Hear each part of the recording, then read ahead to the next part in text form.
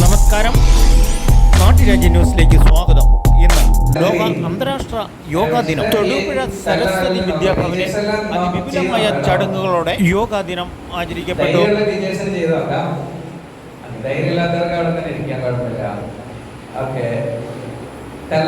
പിടിക്കും. എന്നിട്ട് ഇവിടുന്ന് ഇത് 100% ചെയ്താൽ മാത്രമേ ഇതിന്റെ റിസൾട്ട് അറിയാൻ പറ്റുള്ളൂ. എത്ര ശതമാനം ചെയ്യണം? ഓക്കെ, 99 ചെയ്താൽ നടക്കൂല, ഒന്നും അറിയാൻ പറ്റൂല. അപ്പൊ ഇങ്ങനെ പിടിക്കും. ഇവിടെ നിന്ന് ഇങ്ങനെ ഈ തലവരൽ കാലിങ്ങനെ മാറ്റരുത്, കാല് അങ്ങനെ തന്നെ വെച്ചുകൊണ്ട് ഇങ്ങനെ തിരിയണം വലതുവശത്തേക്ക്. നിങ്ങൾ അവിടെ നോക്കുമ്പോൾ ഇങ്ങനെ ഇവിടെ ഇങ്ങനെ തിരിയണം, ഇങ്ങനെ തിരിയണം. എത്ര പറ്റുന്നോ അത്രയും 100 അല്പം തിരിയണ്ട, ഞാൻ പറഞ്ഞത് തന്നെയാണ്. എത്ര പറ്റുന്നോ അത്രയും. ഇപ്പൊ ഇത്രയും പറ്റുമെങ്കിൽ ഇത്രയാണെങ്കിൽ ഇത്രയും ഇങ്ങനെ വന്നിട്ട് നമ്മൾ ഇവിടെ ഒരു അടയാളം വെക്കണം. അപ്പൊ ജനലിന്റെ അവിടെയാണെങ്കിൽ അവിടെ ഏതുവരെ നമ്മളെ കൊണ്ട് പറ്റോ അത്രയും ചെയ്തിട്ട് ഒരു അടയാളം വെക്കണം. ചെയ്യോ? ഓക്കെ, 100% ചെയ്യണം.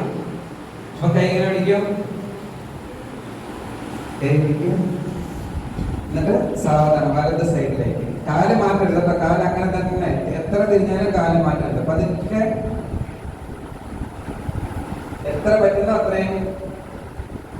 കാല് മാറ്റരുത്, കാല് മാറ്റാതെ ഏതുവരെ പോകാൻ പറ്റോ അതുവരെ പോയിട്ട് അവിടെ ഒരു അടയാളം വെച്ചിട്ട് തിരിച്ചു വരും. ആ അടയാളം ഓർത്തിരിക്കണം, സ്ഥലം ഓർത്തിരിക്കണം. നേരെ തിരിച്ചു വരും. ഓക്കെ, കൈ തട്ടിക്കോ. നേരെ പോയ പോലെ തന്നെ തല ഓപ്പോസിറ്റ് സൈഡിലേക്ക്, ഇടത് സൈഡിലേക്ക്. തല ഇടത് സൈഡിലേക്ക്, തല ഇടത് സൈഡിലേക്ക്. റിലാക്സ്, തിരിച്ചു വരൂ. ഓക്കെ, കൈ തട്ടും. ഇനി ഒരു പ്രാവശ്യം, ഇനിയാണ് മാജിക്.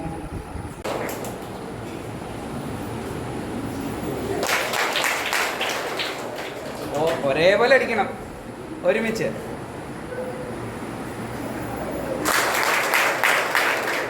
എങ്ങനെ ചെയ്യും?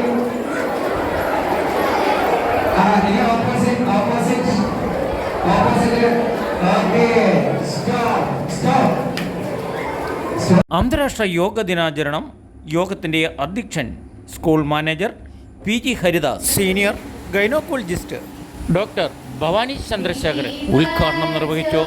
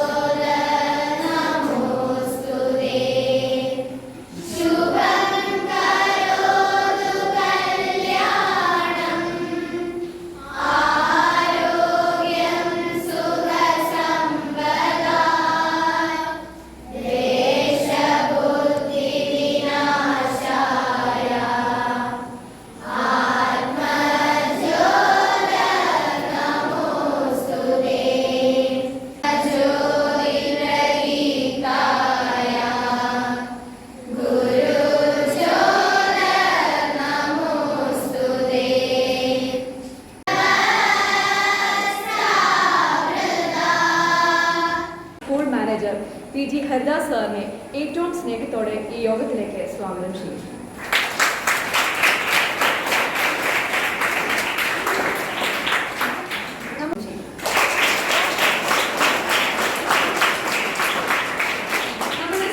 ഓരോ വർഷവും യോഗാ ദിനം ഉയർത്തുന്ന ഒരുപാട് ചിന്തകളുണ്ട്. ഏറ്റവും ശ്രേഷ്ഠമായ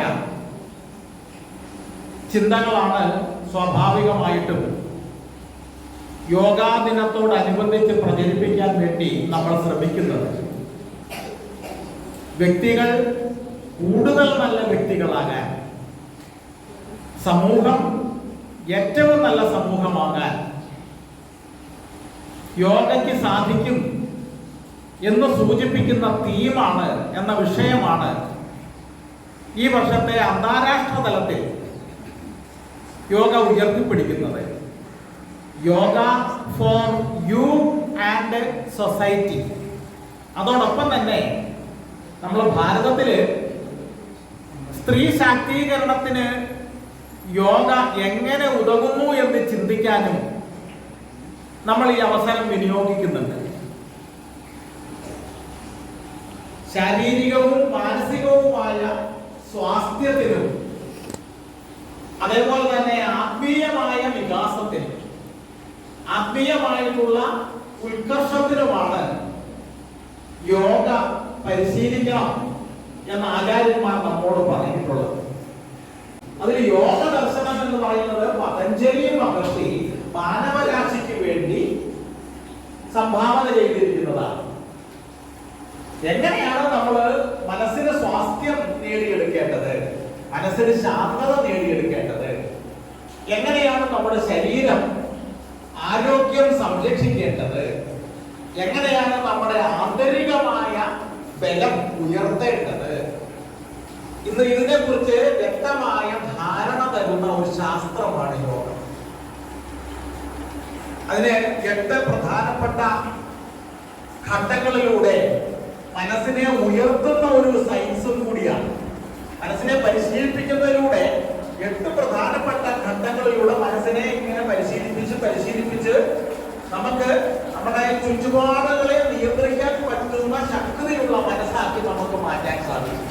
സമാധാനപരമായി സ്വീകരിക്കാൻ നമ്മെ പ്രാപ്തരാക്കുന്ന സമചിത്തത വളരെ പ്രശംസനീയമാണ്. അതിനെ ദൈവം യോഗ എന്ന് പറയുന്നു, അതായത് ദൈവവുമായുള്ള ഏകത്വം.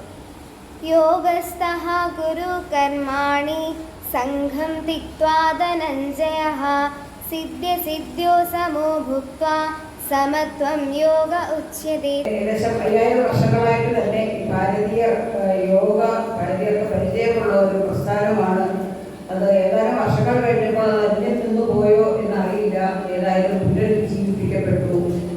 നമ്മുടെ പ്രധാനമന്ത്രി ശ്രീ മോദിജിയുടെ അദ്ദേഹത്തിന്റെ പ്രയത്നഫലമായി ഐക്യരാഷ്ട്രസഭയിൽ യോഗയെ പറ്റിയിട്ടുള്ള എല്ലാ വിശദാംശങ്ങളും അദ്ദേഹം പറഞ്ഞ് മനസ്സിലാക്കി കൊടുത്ത് അത് ഏത് രീതിയിൽ എല്ലാ വർഷവും 21 ജൂൺ അന്താരാഷ്ട്ര യോഗ ദിനമായി ആചരിക്കാൻ മാത്രമുള്ള ആ ഒരു രീതി അദ്ദേഹം ഉണ്ടാക്കിയെടുത്തു. അത് കൂടുതലായി ഇപ്പോഴെന്ന് എനിക്ക് തോന്നുന്നു. അതല്ലെങ്കിലും അങ്ങനെയാണല്ലോ, ഏത് കാര്യവും പുറം രാജ്യങ്ങളിൽ പറയണം എന്നാലേ നമുക്കത് നമ്മുടെ കയ്യിൽ അത് ഏൽക്കുകയുള്ളൂ.